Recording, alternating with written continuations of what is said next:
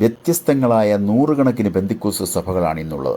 The പെന്തിക്കോസ്ത് മിഷന്റെ സ്വാധീനത്തിലുള്ള കൃപാസനം, ആദി പെന്തിക്കോസ്ത് ദൈവസഭ, അങ്ങനെയുള്ള സഭകൾ, ആയിരക്കണക്കിന് പേർക്ക് ഇരിക്കാൻ കഴിയുന്ന ഹാളുകൾ ഉള്ള സഭകൾ.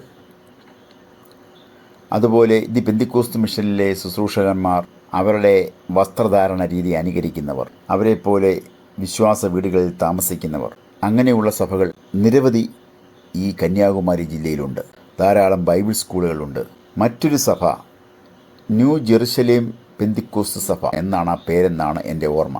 ആ സഭക്കാർക്ക് അവരുടെ വിശേഷപ്പെട്ട സന്ദർഭങ്ങളിൽ അവരുടെ സഭയുടെ കൊടി ഉയർത്തുന്ന ഒരു രീതിയും. അതുമാത്രമല്ല, അവരുടെ ആരാധനകളിൽ അവർ പാടുകയില്ല, ഒരു പാട്ടും അവർ പാടുകയില്ല. അതിനവർ ബൈബിൾ സംബന്ധമായ ന്യായീകരണങ്ങളും പറയാറുണ്ട്. അങ്ങനെയൊക്കെ ധാരാളം വ്യത്യസ്തങ്ങളായ പെന്തിക്കോസ്ത് സഭകളാൽ സമ്പന്നമാണ് തമിഴ്നാട്ടിലെ കന്യാകുമാരി ജില്ല. ഈ ജില്ലയിൽ മെയ് അവസാനത്തെ ഞായറാഴ്ച നാഗർകോവിലിന് സമീപമുള്ള ഒരു പെന്തിക്കോസ്ത് സഭയിൽ പോലീസ് പരാതിയുടെ അടിസ്ഥാനത്തിൽ കടന്നു വരികയും സഭ പൂട്ടിക്കുകയും ചെയ്തു. ഇതറിഞ്ഞ ആ പ്രദേശത്തെ ക്രൈസ്തവ സഭകളിലും അവരുടെ വിശ്വാസികളും കൂടി നാഗർകോവിലുള്ള പോലീസ് അധികാരികളുടെ മുൻപിൽ തടിച്ചുകൂടുകയും അവിടെ ധർണ സംഘടിപ്പിക്കുകയും ചെയ്തു.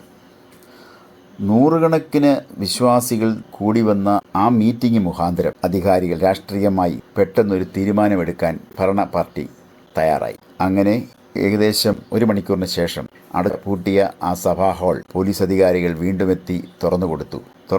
അവിടെ ആരാധനയും നടന്നു. ശക്തമായ ക്രൈസ്തവ ഐക്യത്തെ തുടർന്നാണ് ഇങ്ങനെയൊരു നിലപാടിലേക്ക് അവിടുത്തെ രാഷ്ട്രീയ പാർട്ടികൾക്ക് മാറേണ്ടി വന്നത്.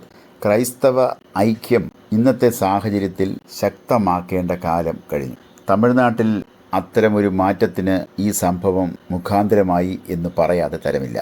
തെക്കൻ തിരുവിതാംകൂറിൻ്റെ ചരിത്രം പരിശോധിക്കുമ്പോൾ ഏറ്റവും ബലഹീനരും അവശതയും അനുഭവിച്ച ഒരു സമൂഹത്തെ കൈപിടിച്ചുയർത്തി സമൂഹത്തിൻ്റെ മുൻപന്തിയിലേക്ക് കൊണ്ടുവന്നത് വിദേശ മിഷണറിമാരായിരുന്നു. അവരുടെ പ്രവർത്തനം മൂലം മാറുമറയ്ക്കൽ പോലുള്ള സമരങ്ങളുണ്ടായി. ഇത് ധാരാളം ആളുകളെ ക്രൈസ്തവ സഭയിലേക്ക് ആകർഷിക്കുന്നതിന് കാരണമായി.